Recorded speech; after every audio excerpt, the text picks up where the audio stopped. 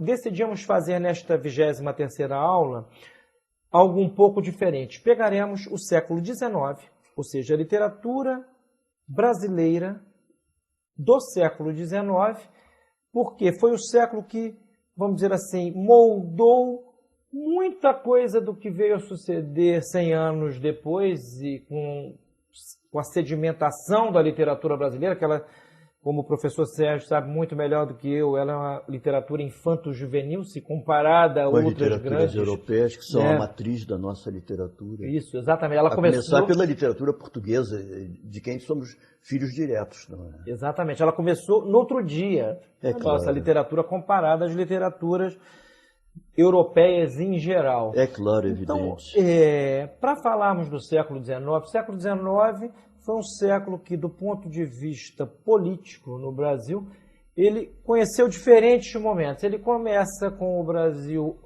vamos dizer assim, ansiando por libertação da coroa portuguesa, o que não deixou de se refletir na literatura.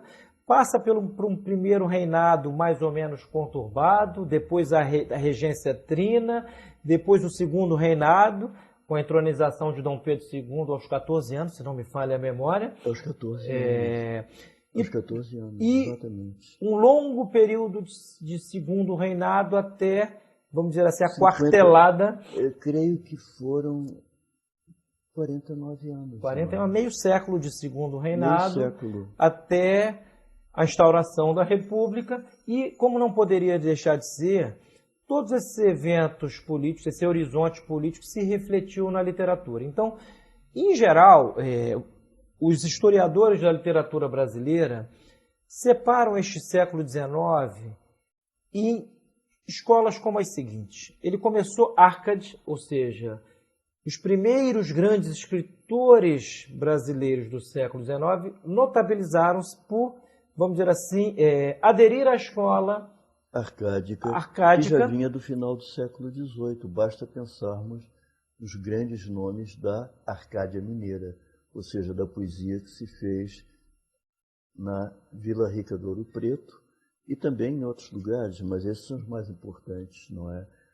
Cláudio Manuel da Costa, Silva Alvarenga, Tomás Antônio Gonzaga, que era um luso brasileiro, e assim por diante. Começa, vamos dizer assim, na Arcádia, passa pelo romantismo, e o romantismo aqui em diferentes, vamos dizer assim, vertentes, ao romantismo indianista, por exemplo, com José de Alencar. Passamos pelo romantismo, passamos pelo realismo de Machado de Assis, que é um caso à parte, do qual nós vamos tratar aulas adiante. E uma coisa curiosa, Sidney, sem interrompê-lo, mas que me ocorreu agora, é o seguinte. No meu tempo de estudante, há décadas atrás, ficamos por aí bem vagamente, quando se falava de realismo, vinham à tona logo nomes como Aloysio Azevedo, por exemplo. Mas o realismo de Aloysio Azevedo é por demais óbvio, ninguém vai negar. O realismo de Machado de Assis não é um realismo de escola, é o realismo de Machado de Assis. Você não concorda? Concordo absolutamente. É muito mais sutil e, diria eu, muito mais efetivo. Por quê? Porque não tem todo aquele peso dos procedimentos de escola que a gente encontra em Aloysio Azevedo. E em Aloysio Azevedo, já que abramos mais um pouquinho o parênteses, para dizer que, por exemplo, em romances como O Mulato, o que nós vemos é um realismo eivado de idealismo. O mulato chega a ser um personagem, como disse certa vez José Guilherme Melchior, que foi um crítico importante, inverossímil. Eu não li o Mulato, eu só li um romance do Aloysio Azevedo. Que foi o Cortiço. O famoso Cortiço. Que é um romance espantoso, aliás. Isso. Então, refazendo aqui o quadro. Arcádia, né? Romantismo, realismo, Parnaso, ou seja, o século XIX brasileiro foi desaguando no parnasianismo e termina, a um só tempo, parnasiano e simbolista. E mais um detalhe, apenas um detalhe, que todos nós sabemos.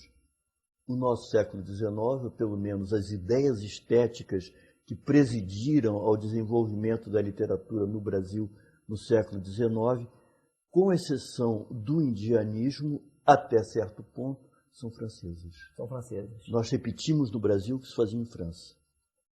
Então, para falarmos do movimento arcádico, não nos custa lembrar que, do ponto de vista estético, ele nos remete ao classicismo, ou seja, um classicismo que a um só tempo era tentativa de recuperar valores da Renascença, e do ponto de vista político e filosófico, ele remete às ideias iluministas. Sim, ao século das luzes. Ou seja, ao século das luzes, o que se percebe aqui e ali nos poemas dos Inconfidentes. Aliás, o simples fato de serem inconfidentes já aponta, e alguns foram inclusive para o degredo, aponta para o fato de que era uma poesia que tinha como pano de fundo uma tentativa de libertação da coroa. Verdade. Uma ideologia política, um background filosófico. Afinal de contas, muitos dos grandes pensadores franceses, incluindo nesses franceses um suíço, que foi, segundo alguns, o malfeitor Jean-Jacques Rousseau,